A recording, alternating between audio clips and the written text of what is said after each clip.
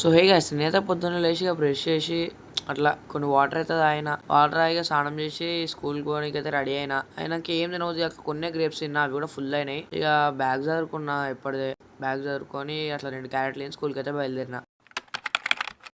ఇక మొత్తానికి అయితే స్కూల్ నుంచి వచ్చి షూ ఇప్పేసి అట్లా అని లోపలికి పోయినాక ఏంటిదా అని చూస్తే మమ్మీ పన్నీర్ వండుతుందట. ఇక కుర్మాకి రెడీ పెట్టింది.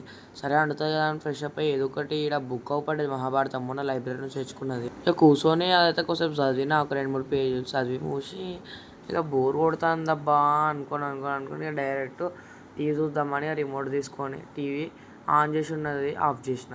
ఇదే మెదడు తక్కువ పనులు అంటే. ఇక అట్లా ఫుల్ సేపు అయింది ఆన్ చేయడానికి. యూట్యూబ్ చూసిన, యూట్యూబ్లో ఏం మంచిగా లేవు.